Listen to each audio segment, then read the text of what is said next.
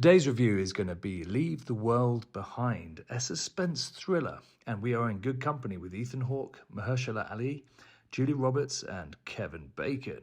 The director is Sam Esmail, who's also known for Mr. Robot.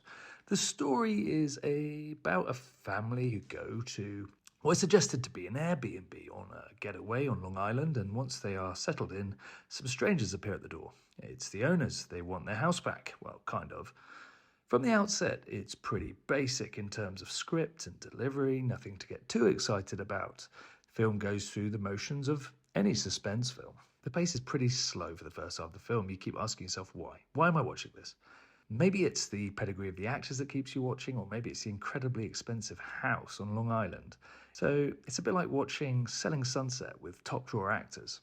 Things do happen, believe it or not, and there are some heavy-handed set pieces which are kind of like dreams, and I found this interesting. But also these scenes seem to feed the director's ego more rather than drive the story forward.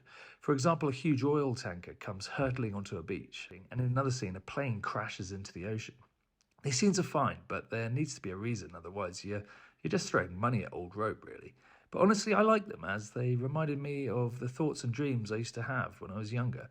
And it kind of warps reality with a dreamlike state, which this film is obviously trying to do. Do you remember Lost? It's kind of a similar feeling, except this time it's been done before. And so what's new about this? Well, there are lots of things. Despite our planet being in dire need for an intervention, in this film we are going through the monotony of everyday life, the mundane, and I guess the philosophical question the film is trying to answer could be, are we becoming more isolated as human beings due to the dependence on social media and the internet? Julie Roberts even says, I fucking hate people, and they go on a road trip to escape people, to be on their own, except the opposite happens. They are forced to live with strangers. Director Esmail does have a strong style, which I can't quite put my finger on.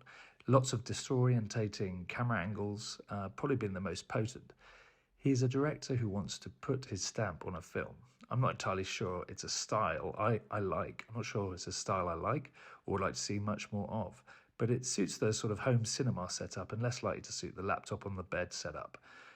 You'll maybe end up squinting and trying not to get a headache while you're trying to keep up with the bendy free-flow movements from one piece of action to the next. There are some really good one-liners in this film, which I can't really remember all of them, but some make you laugh and some seem very philosophical. One question the daughter asked to the mother, Julie Roberts, why did you watch so many reruns on TV? Julie Roberts replies, because we were bored back then, and that really got me thinking. I think the musical score is kind of good, but totally overused. Every scene has a song, and why? But I guess it's because without any music, there would be no pace.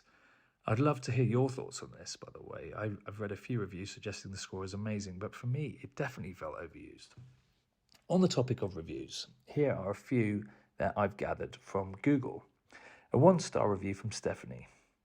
It's not even worth 1 star. I honestly get the message it's trying to get across, but people actually will watch television as an escape from reality. This movie sucks you in because it begins with an interesting plot line rooted in reality, and the cinematography is nicely done.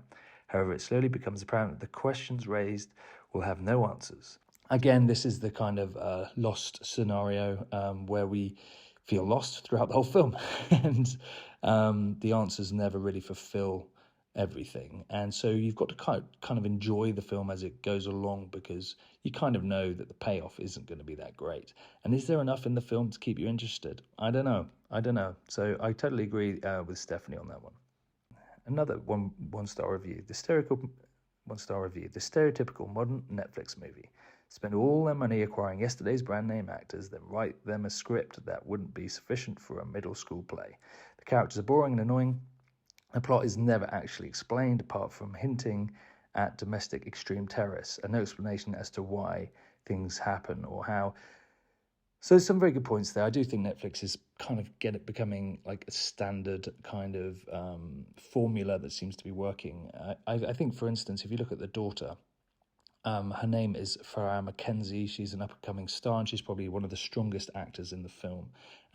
She's very Stranger Things, and they know Stranger Things works, and so it's almost like they just plonked a Stranger Things character in this just to kind of keep all people happy, all all viewers happy. And it's this kind of obvious gluing together of winning formulas that kind of puts people off, because you can just sort of, you can see it, and you can see where Netflix are doing it. So I do think Netflix needs to be a lot more careful when they're putting things together like this.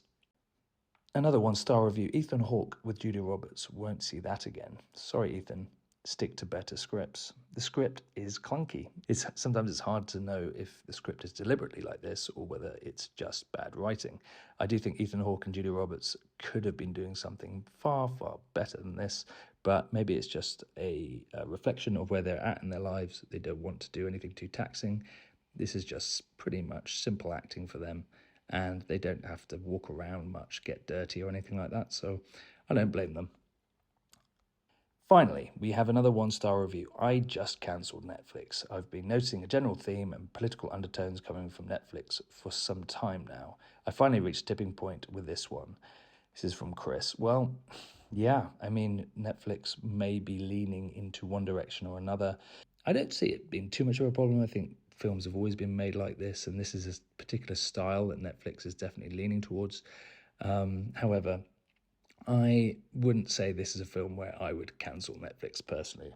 I mean, generally the reviews have gone either way. Most people who like the movie seem to enjoy or be fearful of the subliminal messaging and pending doom awaiting our planet. I do think this is valid, and it also explains why the Obamas exec produced it. There's a greater message behind this film, for sure. Negative reviews are more geared towards there being no tangible villain, therefore it can be hard to have anything to grab onto, and this film does not give you much in the first 90 minutes. I would say that's true, and they could have done a slightly better job of keeping the audience glued throughout. This film is one to watch and talk about. Don't avoid it because someone said it was bad. It's not. It's kind of good, and I think there's plenty to get from it. So definitely watch it, be entertained, and let us know your thoughts below. Thank you.